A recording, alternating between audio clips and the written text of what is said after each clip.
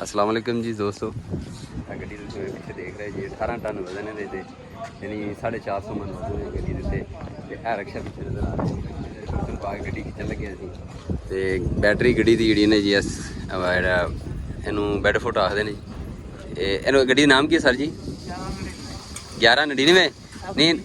FD इनू की कहते की ने गड्डी टरलो टरलू गड्डी है जनाब आ टोचन पै रहा गड्डी का टोचन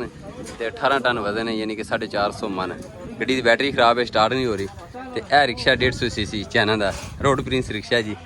तो उस्ताद होरां दी गड्डी है जी तो टोचन पा के ते हम रिक्शे नूं खिंचन लगे असीं तुहानूं नैक्सट वीडियो दे दिखाने सारा कुछ भी की करदा जी गड्डी खिंच लैंदी कि नहीं खिंचदी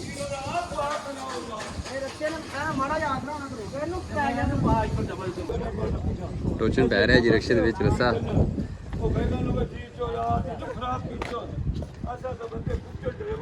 चार रस्से ने जी कट्ठे दोरे करके तो बांध दिता है इत्थे उस्ताद होरी पा रहे ने पिछे जी आ देखो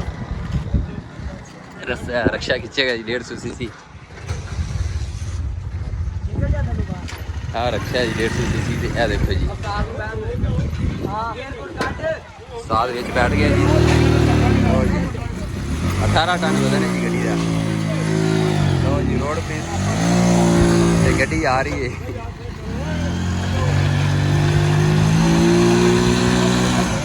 टायर रुक जा और रोड पीला पे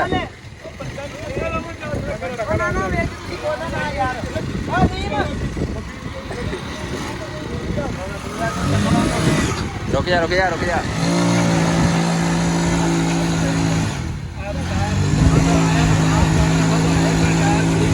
गड्डी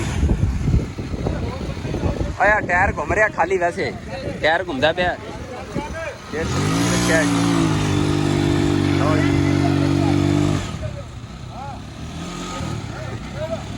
लो यार 18 टन वजन गड्डी है रिक्शा जा रहा है जी खिंच के देखो हो गई गड्डी स्टार्ट कर दी जी रिक्शे ने रिक्शा जनाब 10,000 बस अद्धा टायर कट गया जी देखो रिक्शे का देखो टायर गड्डी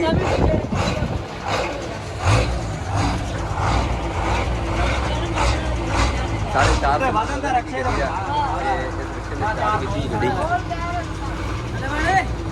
वीडियो अच्छी लगे दोस्तों लाइक करो शेयर करो चैनल कर दो सब्सक्राइब जी